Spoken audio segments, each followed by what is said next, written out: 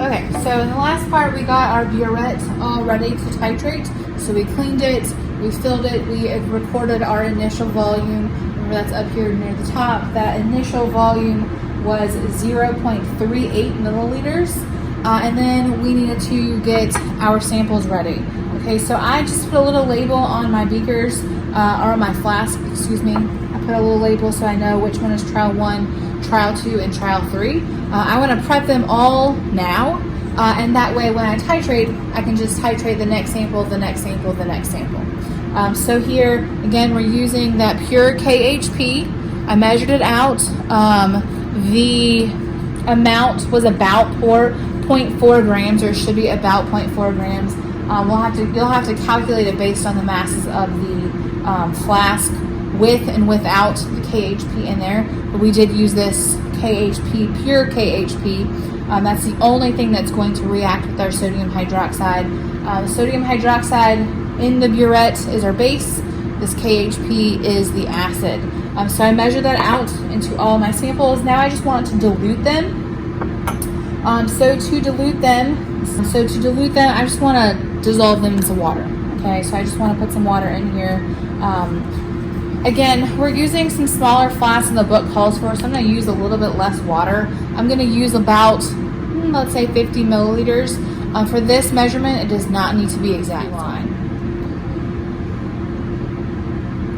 And then I'm going to take those flasks and swirl them, to stir them up, so that all that KHP dissolves. Okay, so this is the first sample. Once you have your solution ready, then you have to put your indicator in. Okay, so once this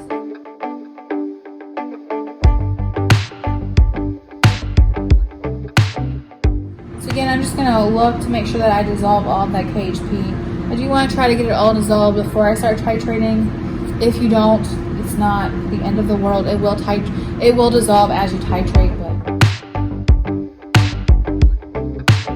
The flask, I have a clear solution. In the burette, I have a clear solution.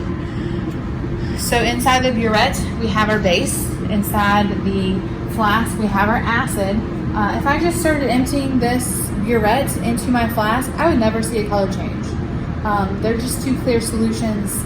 I would never know when that reaction happens. So I want to know exactly when that reaction happens. So I need to have something to indicate that to me. I have to have some kind of visual cue to tell me, hey, this reaction has occurred. You can just stop adding base at this point. So what you're looking for is the equivalence point, where you have stoichiometric amounts of acid and base in your flask. Okay, so the indicator is going to be when you have like the tiniest amount of base present in your flask. Okay, so that means that all of our acid has been used up.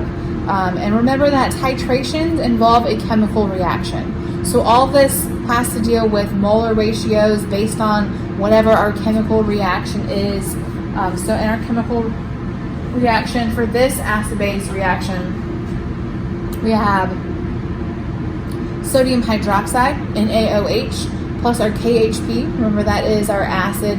You can see that whole structure and formula in your book. So those two things react. Remember that acid-base reactions or neutralization reactions make some kind of salt. In this case, it would become some kind of sodium KP salt there. That's going to be in our solution plus water. Remember from that aqueous reactions that when we make water, we know we have a chemical reaction happening. So we're just going to put 2 drops in each of them. I'm going to go ahead and do that now, so that I don't forget. And now all of my samples are ready to titrate.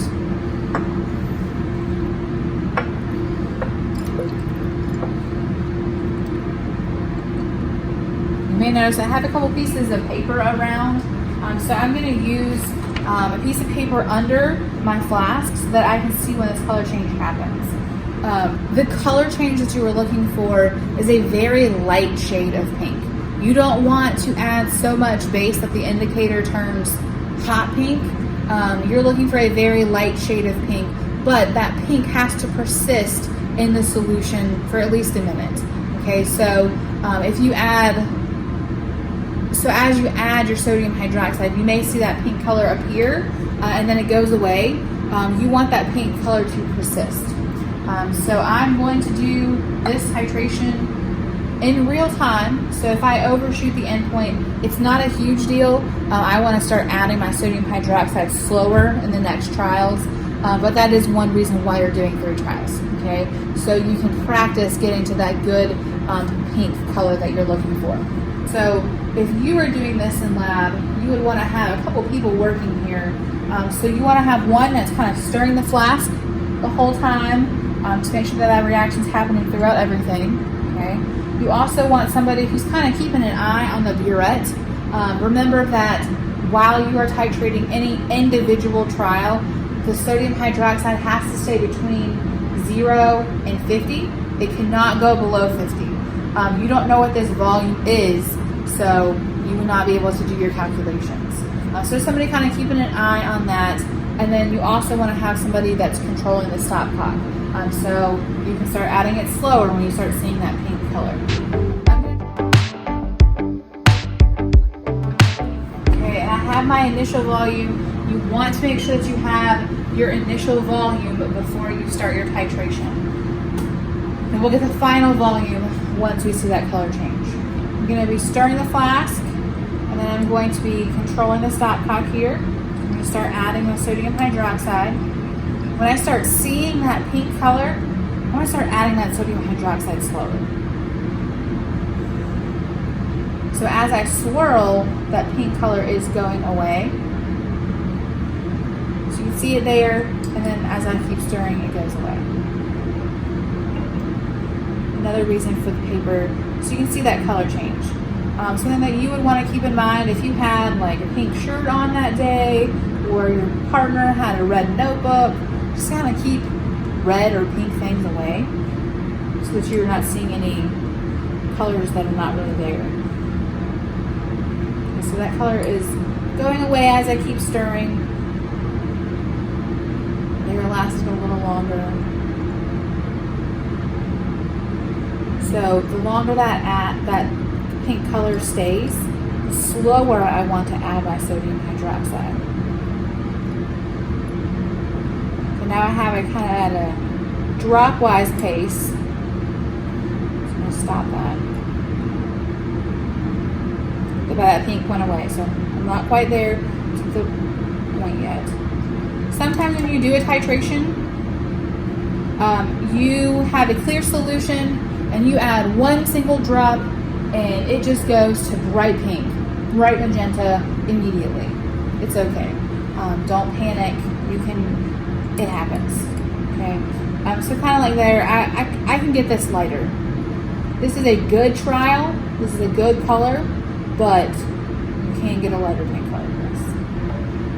Okay, so I'm gonna swirl it, make sure it stays there. Maybe it'll get lighter. I don't think it is. So we have reached the end point here. We have that color change. Now I want to make sure that I get the final volume for trial 1.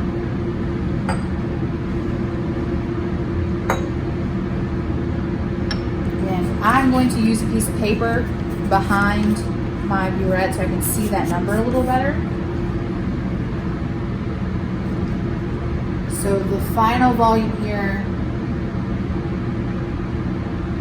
will be 22.49.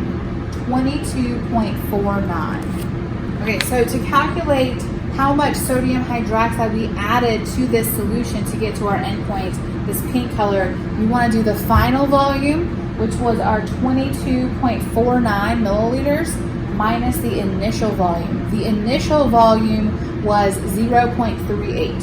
Okay, so for this particular titration, I added about 22 milliliters.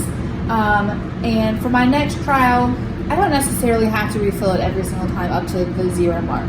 Okay, as long as I have about enough or close to enough to titrate, I can go ahead and just continue on with my titration. So for trial 2, my initial volume is going to be 22.49. Okay.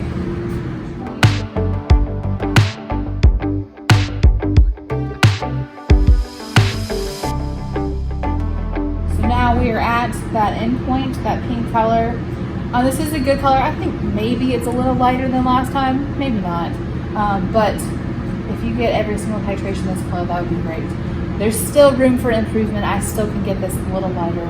Maybe I will do that with my third trial. But I do want to make sure that I get my final volume before I move on. So I'll leave this flask for comparison. So here for trial 2, our final volume is going to be 39.71.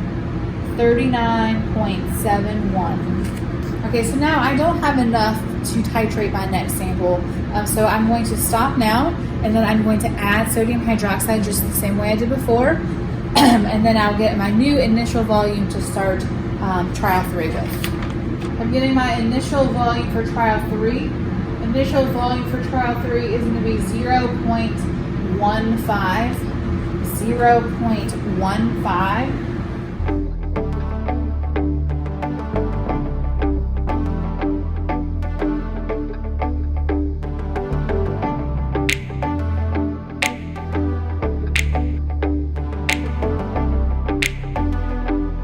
Okay, so I was getting really impatient with that trial. I don't like this ring stand. It's kind of bulky and in the way. But we got a pretty good endpoint. Let's see if we can do better on the color on the trial B. But this is trial 3. And our final volume here is going to be 20.91. 20.91. Okay, so all of the titrations are finished for part A. So for part B, the procedure does not change at all. The only thing that changes is the substance you put in the flask. Okay, so here in these 3 trials, we put in pure KHP. In part B, you're using a impure sample of KHP. And the goal of the calculations for part B is to calculate how much KHP is in your sample. So the only thing in that unknown sample that will react with sodium hydroxide is the KHP. So we will come back with part B.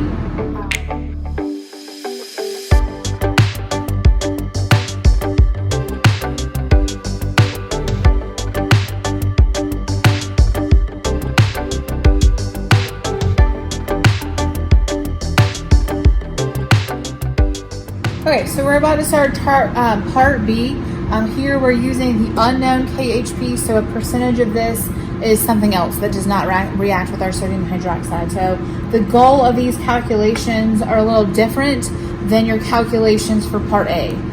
So for part B, we know exactly what the concentration of our sodium hydroxide is, because we did our part A calculations. And then for part B, we need to figure out how much KHP is in these flasks. Okay, so it's a percentage of our unknown. Okay, so you're going to figure out what percent KHP unknown B is. Okay, so I prepped the samples just like before. So I have my flask, I have them all ready to go for the titrations, just dissolving those samples of KHP. Sometimes the unknown is a little harder to dissolve in solution, so you might need to give it a little bit more time. And then you want to make sure that you remember to get your indicator. You always have to have the phenolphthalein indicator, or you will not see a color change at all. You will titrate forever and never get a color change if you forget your indicator. Okay, so I got my indicator in all of those. Now I am ready to titrate. We'll start with trial 1. I labeled my flask so I know which one is which. Before I do that, I want to make sure that I have the initial volume of my sodium hydroxide. My initial volume, I haven't refilled it since trial 3 of part A, so it should be the same as our end volume, just in case. So it's 20.91.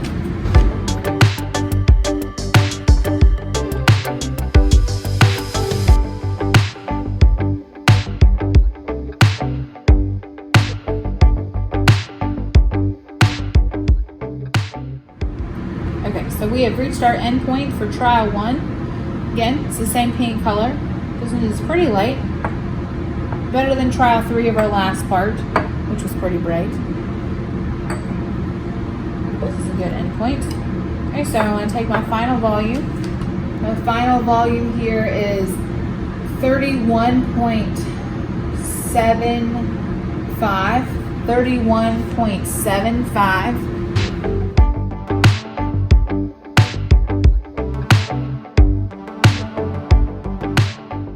There we go. So we got our pink color. I don't think it's going to go away. Still there. Still there. Okay, so yeah, that is the color that you're shooting for. That very, very light shade of pink. Okay, so kind of in comparison, this is good. This is great color. This is probably, I would say this is probably as light as you're going to get it. In comparison, this is what we got for trial 3 in part A. I do need to refill my burette some.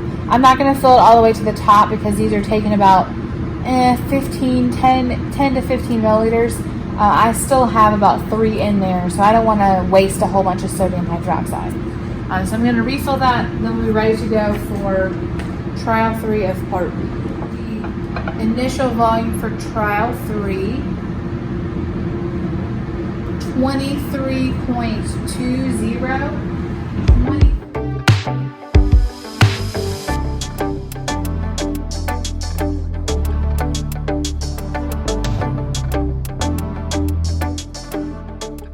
Okay, so we're at that pink color, so we're at the end point here. We just have enough base to react with that to indicate that color. So we're going to get our final volume for trial 3. The final volume for trial 3 is 32.39. 32.39. Okay, so for the procedure part, now you're finished. So the next thing that you would need to do is make sure that you clean up. Okay, so anything that's left in your burette must go into the waste container. Anything that's left over anywhere else must go in a waste container. You don't want to put anything back into that brown bottle. Okay, so I have several flasks that I need to clean up. I need to put all of this into the waste container. So there is going to be a waste container for acid-base reactions here, and then I need to clean all of this glassware. Remember, when you clean glassware, that you must put soap in it, brush it out, rinse it out until it is clean. Just throwing some soap in it isn't going to do it. And then we'll leave all this glassware on the drying rack and be finished with the lab.